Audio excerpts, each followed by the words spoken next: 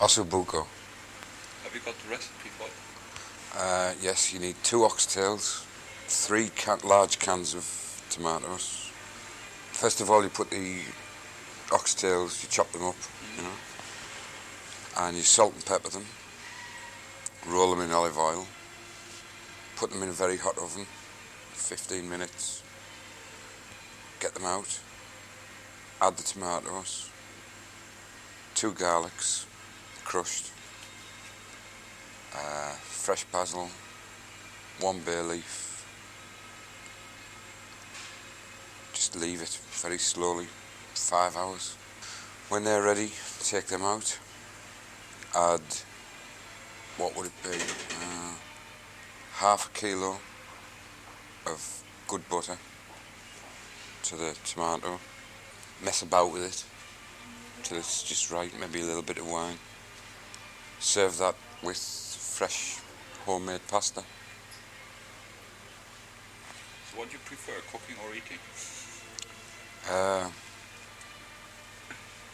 I prefer eating, but I love cooking. What would you prefer, eating or singing? I prefer eating to singing. So why didn't you choose to become, let's say, a gourmet and testing restaurants instead of being a rock star? Well, I'm not a rock star anyway. Or a pop star? I'm not a pop star. Or a musician, let's say a musician. Well, instrument owner.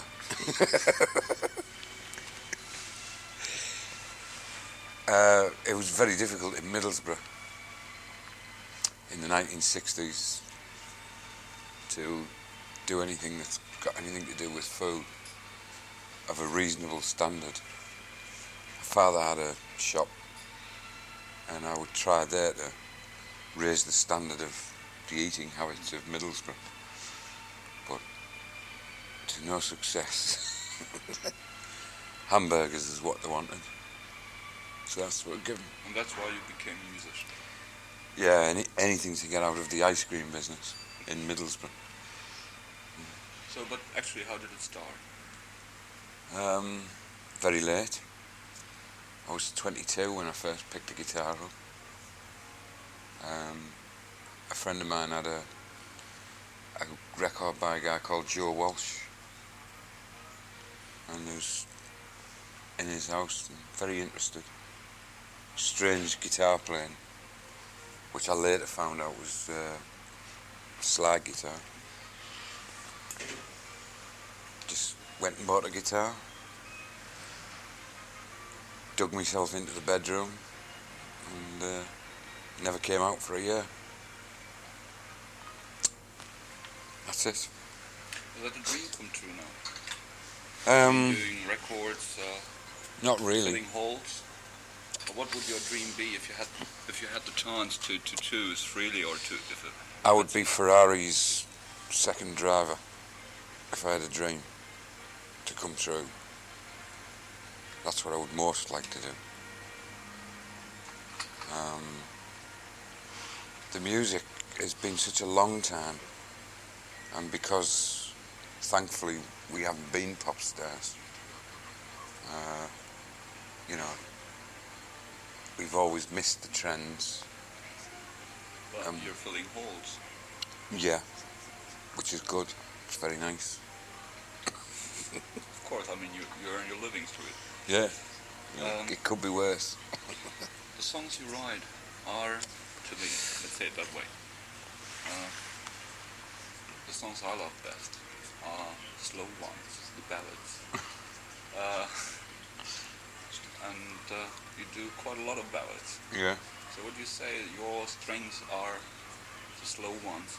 Is that maybe a bit of your upbringing from your heritage, from Italian, Irish, sentimental mood? Yeah. I recognise this. It makes the gigs difficult. Well, for 4 years it was very easy. Concert halls was nice, you know. And the people didn't expect to go there and dance. They came to listen.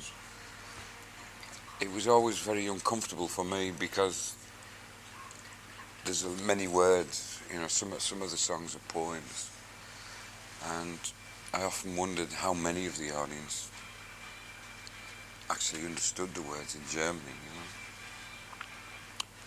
so that was always. It made me feel slightly uncomfortable. I'm always surprised at the amount of German people who do actually fluently understand all the lyrics. The new album's got a lot more rock stuff on it. I think mainly just it's a balance, you know. So what do you prefer, doing dance music or music to listen to? Personally. In the end, I suppose it's the Leonard Cohen sort of approach that I'm best at and more comfortable with. So do you see yourself more like a poet than a musician? A bit of each. I don't analyse what I do anyway. The only time I'm ever forced to think about what I'm doing, or even realise what I'm doing, is when I talk to people like you. I suddenly realise what I'm doing. If I don't talk to people like you, I never think about it. You just do it. Just do it, yeah. Music nowadays, most of it, or let's say the other way around, a lot of musicians nowadays like to put a, let's say, political cap over the music. Mm-hmm. They say their music is political in one way or the other.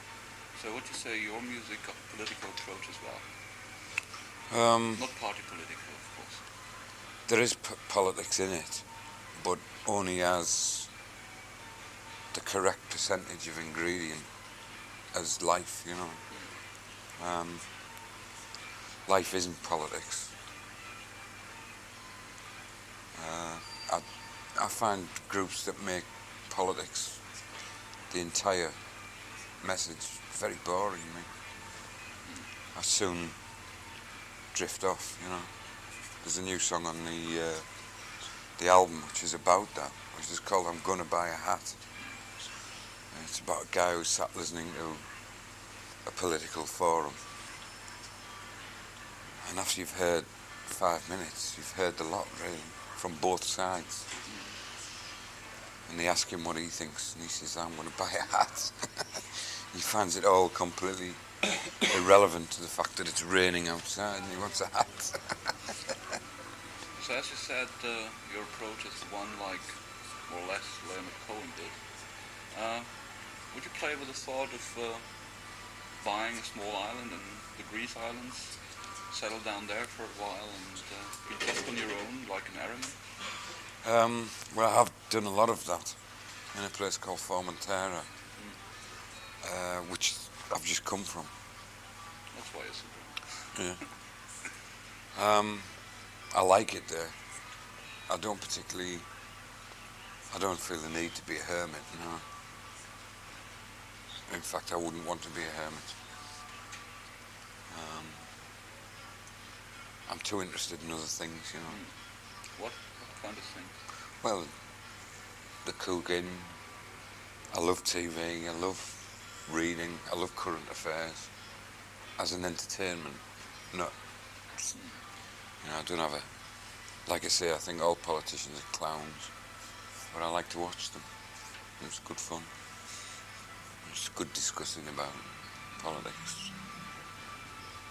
I like to watch them making wonderful mistakes. It's great. You know, sometimes it's very, very, very surprising how stupid some people who are enormously powerful are. You know? It's quite freaky. So I suppose This thing today with the Iran gate thing.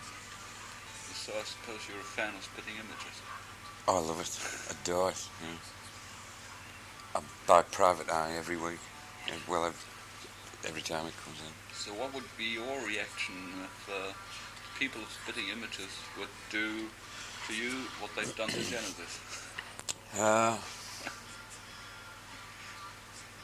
I mean, it's good to see it, But to be the person who's It's. I think it's fair. I do agree with the guy who does Spit and Image, who also edits Private Eye. I thoroughly believe in what he says is perfectly true. If you're prepared to stand up, you should be prepared to have tomatoes thrown at you, you know. If you wish to grow cabbages, so you need to sell them in the marketplace, you have to be prepared for people to tell you that your cabbage is terrible. So how can you cope with critics? I mean, if you've got a bad critic, how can you cope with that? Do you like to kill the critic? No. I think I'd be a very good critic myself, so there's one rule, no rules, you know. I would have liked to have been a journalist. That's what I was thinking of being, and it wasn't easy to go from somewhere like Middlesbrough in the late 60s and do things like that, you know. London was a long, long way away. It was 3 times as far as it is now in those days. And so it never happened, but I'd make a very good critic myself. In fact, I'm very good at it, you know. So I expect the same treatment. Okay, but you became a musician, so and you still are. So what is the power behind you? What drives you to do music, to write songs, to do poems? I don't know. Like I said, I've never.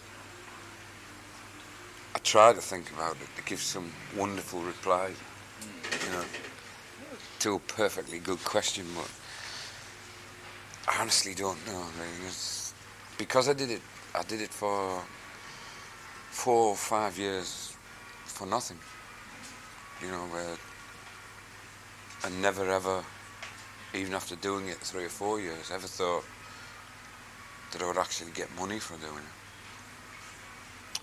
I just do it, you know, just for fun. So if you had a chance to turn the clock backward, to start it all over again, would you do it the same way, or would you change some things? Oh, there's many things I would have changed. Many. For example? Well, I'm in a position I call Chris Rea, the real Chris Rea. And I call it, for the sake of the record company in England, Chris Rea Mark II, you know, the new model. The first model I would have preferred never to have happened, you know. The first 5 years, professionally, for me were horrible. Hated it. I was really having good fun, and then I got a record contract. This is great, you know. People are paying me to do what I have been doing for 3 years anyway. But then it all changed. There was an American hit. Los Angeles. I found myself flying to Los Angeles a lot. Everybody looked to the American record company as if it was an icon. I thought this is the way it is. I didn't know any different, you know. I had no way of knowing there were other ways of working. And then when the Grammy Awards were on, I realised that in my category of Grammy nominations, I was the only one that hadn't done any concerts that year. And I started to see that they were doing it in a way I didn't like, you know.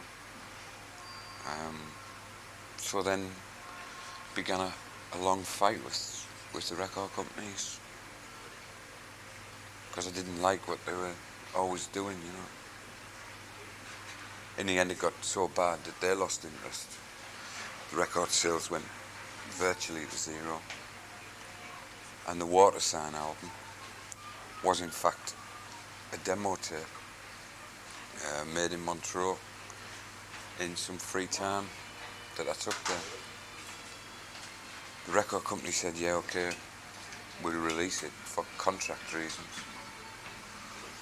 and suddenly the German record company liked it.